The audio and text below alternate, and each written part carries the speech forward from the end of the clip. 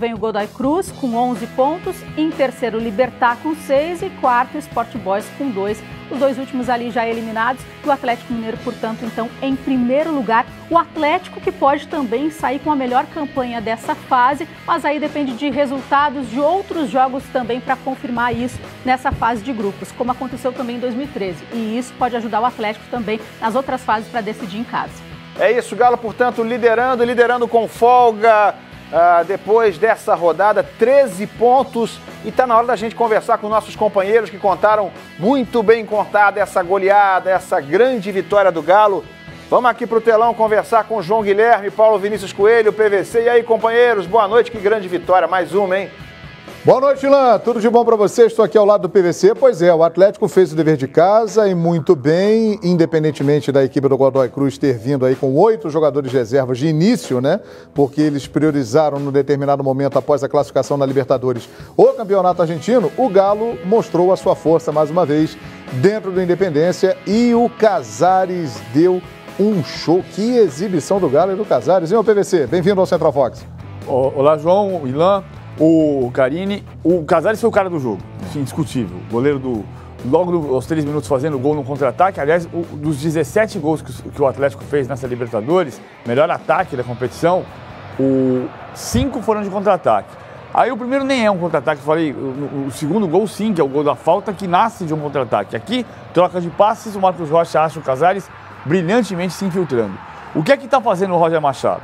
Ele está montando uma linha de 4 homens no meio campo com 2 volantes. Hoje o Adilson, que dá o primeiro abraço no Casares, e o Iago, pela ausência do Rafael Carioca. Abre o Elias do lado direito e normalmente quem vinha fechando o lado esquerdo era o Otero.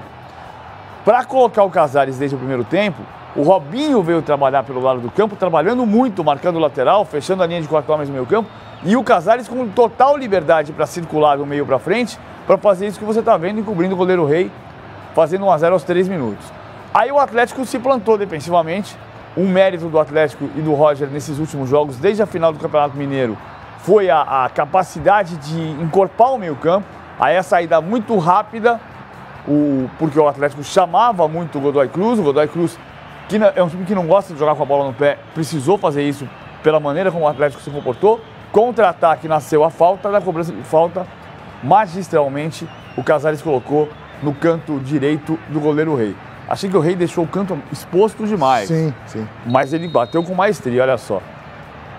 A bola não entrou ali no ângulo, né? O goleiro realmente facilitou a vida do Casares, que aproveitou, como você bem disse. Ele bateu muito bem, ele percebeu o espaço e colocou no lugar exato para fazer 2-0. Ainda participaria do terceiro gol sem oferecer o passe para o Elias, que foi o Robinho quem fez o passe. No finalzinho do primeiro tempo houve a inversão de papéis, o Casares veio para o lado esquerdo e o Robinho jogou mais perto do Fred. E na inversão que você vai ver já já, o Casares toca para o Robinho serve o Elias se infiltra e faz 3-0 aos 46 do primeiro tempo. Tinha acabado o jogo. Acabou o jogo, o Atlético com o melhor ataque da competição, com o primeiro lugar do grupo assegurado, passou a administrar e poupar alguns jogadores. Saiu o Robinho pela gripe, ele tirou o Adilson para deixar um time um pouco mais ofensivo, a jogada do terceiro gol, passe do Robinho para o gol do Elias. Tirou o Robinho, tirou o Marcos Rocha, deslocou o Iago para o lateral direito, fez experiências. O Roger Machado para saber se o Iago pode ser o lateral direito na ausência do Carlos César machucado e se eventualmente tiver um problema o Marcos Rocha. Descobrimos que não, porque o Iago não foi bem como lateral. Foi bem como volante, mas não foi bem como lateral improvisado. Tirou o Robinho que estava gripado, poupou o Robinho. Tirou o Adilson e puxou o Elias para o meio campo, para entender como é que funciona com o meio campo mais leve. Depois que passou a jogar sem nenhum cabeça de área, porque o Iago foi para a lateral direita e o Adilson foi substituído, Elias e Danilo ficaram como cabeças de área, nenhum dos dois é volante de origem. Aí o Godoy Cruz teve mais espaço para jogar e construiu a jogada do seu único gol, o gol do atacante Garro. 3 gols marcados pelo Garro nesta edição da Libertadores. É verdade, mais lance aí do segundo tempo, outra vez o Fred fazendo um gol, o sexto dele, numa jogada combinada e um passe do Casares. Lindo passe do Casares, mas também o mérito do Fred, que sai da área, vem fazer a tabela, se movimenta. É aquela história, né, Esse negócio de cone, que o Fred é um cone, isso aí não existe, isso é uma balela, né? E não é só porque se movimenta para fazer a tabela, como a gente vê na jogada do gol. Quando o Robinho caiu, machucado no lance que foi substituído, estava gripado, não estava bem, O Fred veio cobrir a lateral esquerda, participando do sistema defensivo. O Roger tem dito uma coisa que é importante. Nenhum jogador está livre de responsabilidade defensiva nessa equipe do Atlético. Claro que o Fred tem menos responsabilidade defensiva do que outros jogadores, até do que o Casares. Mas participa também, vem marcar o volante, participa também da parte defensiva. O único pecado do Atlético a gente viu ali. Cruzamento, muito espaço nos laterais para sair o cruzamento. Num deles, aqui o Garro marca o gol do Godoy Cruz, o gol do 4-1 que fechou o placar. É isso aí, é importante a gente explicar, né, PVC, para o público. Terminou esse grupo, o Atlético agora volta a jogar apenas em julho, pelas oitavas de final, partida de ida entre os dias 4 e 6. O Atlético assegurou a primeira posição do grupo e com um saldo de 11, que nós mostramos agora há pouco ali na classificação, o único time brasileiro que pode ter uma campanha melhor que o Atlético é o Santos, que pode chegar a 14. Outras equipes podem chegar a 13, como o Palmeiras, como o Grêmio, como o próprio Botafogo.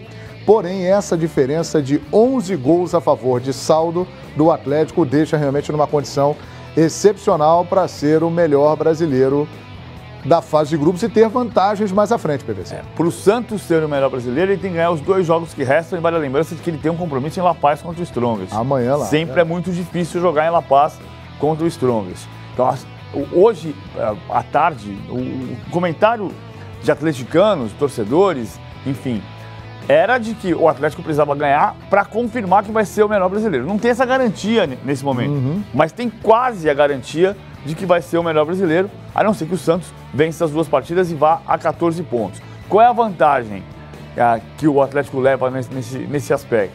Ele vai carregar a campanha para as oitavas de final para jogar em casa como o primeiro colocado do grupo, o segundo jogo do mata-mata.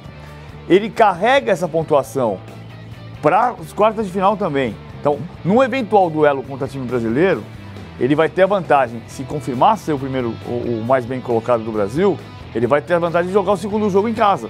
Contra um Santos, contra um Palmeiras, contra um Flamengo, contra um Grêmio, contra um Botafogo. Quem pode estar à frente dele, além do Santos? Quem pode fazer 16 pontos ainda? O River Plate, que tem um empate só até agora em 4 partidas, e o Barcelona de Guayaquil, que lidera nesse momento o grupo do Botafogo. Ou seja, o Galo realmente mandou muito bem na Libertadores da América, agora vai aguardar o posicionamento dos outros grupos, a definição, né, Ilan? Para saber, mas o certo é que o Atlético terá uma das melhores campanhas dessa fase de grupos. Teremos o sorteio para as oitavas de final, que irão acontecer os jogos de ida entre os dias 4 e 6 de julho, e o Galo já está lá, Ilan. Ok, João Guilherme, PVC, já volto com vocês ao vivo para mais análise e mais repercussão depois dessa grande goleada do Galo, que no momento tem a melhor campanha da Libertadores, chegou a 13 pontos, é o único time que já chegou aos 13 pontos. Vamos dar uma passada lá no Horto com o repórter Diego Bertozzi. Quais são as primeiras por aí, hein, Bertozzi? Boa noite. Boa noite para você, Ilan, amigos do Central Fox. Pois é, estamos aguardando o início da entrevista coletiva do técnico Roger Machado, que daqui a pouquinho vai falar aqui na sala de imprensa da Arena Independência. E, claro, estamos aguardando também a saída dos jogadores, né? Nesse momento estão no banho, no vestiário, e logo após eles deixam aqui o Horto. Muitos saem em carros próprios, né? Não vão com a delegação, então nós estamos cercando todos os lados aqui do Horto para trazer todas as informações. Bom público hoje na Arena Independência, cerca de 17 mil torcedores, para uma arena que tem capacidade de 25, mas normalmente entram 23 mil por questões de segurança.